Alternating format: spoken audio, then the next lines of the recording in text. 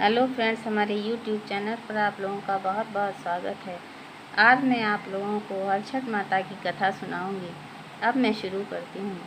एक राजा थे। उनके राज्य में उन्होंने कुएं और तालाब खुदवाए, लेकिन उसमें पानी नहीं आ रहा था। तो उन्होंने पंडितों से पूछा कि पानी क्यों नहीं आ रहा है। तो कहने लगे कि इसमें 2 बच्चों की बलि अगर चढ़ा दी जाए तो पानी आ जाएगा। तो राजा सोचने लगे कि हम प्रजा से कैसे कहें। उन्होंने अपने ही पुत्रों की बलि देने के लिए सोचा। उसके लिए उन्होंने एक षड्यंत्र रचा। अपनी रानी से कहा कि तुम्हारी माँ की तबीयत बहुत ख़राब है, तुम मायके चली जाओ और उनको देखाओ। रानी कहने लगी आज तो हरछठ है, आज कैसे जा सकते हैं। तब राजा ने कहा हम तुमको पीनस कर देंगे, उसमें बैठ कर के चली जाना और मेड़ मेड़ कहार तुमको ले जाएंगे। तो रानी तैयार हो गई। अब रानी मायके चल दी थी। राजा को समय मिल गया। उन्होंने अपने दोनों बेटों को गले दबा दिए और एक को कुएं में, दूसरे को तालाब में डाल दिया। अब कुएं और तालाब में पानी आ गया था।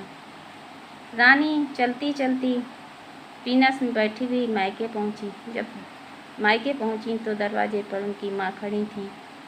तब उनका मन माथा ठनका कि राजा ने शायद हमारे साथ अविश्वास किया है।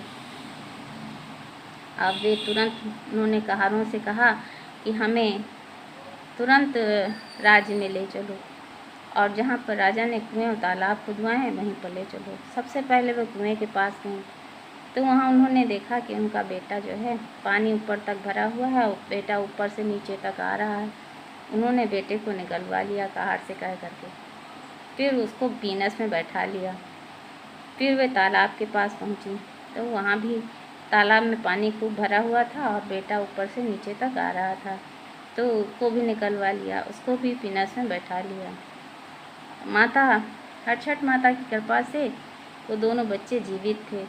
अब वे घर पहुंची। आके घर में राजा बहुत दुखी थे तो उन्होंने दरवाज़ा बंद करके चादर ओढ़ करके लेट गए थे। वो दरवाज़ा खटखटाने लगी। उन्होंने कहा राजा दरवाज़ा खोलो, आपने हमारे साथ बहुत धोखा किया था, लेकिन हरछठ माता ने हमें दोनों पुत्र दे दिए हैं। तो राजा जल्दी से उठे और दरवाज़ा खोला। राजा ने रानी से क्षमा मांगी। कहने लगे हमने तुम्हारे साथ धोखा करा था, लेकिन तुम्हें हरछठ माता ने दोनों पुत्र दे दिए हैं और अब तुम्हारे जिस तरह तुम्हारे दोनों पुत्र मिल जाए उसी तरह सबके भी पुत्रों की उम्र खूब बढ़ जाए और सुखी रहें। हरछठ माता की जय।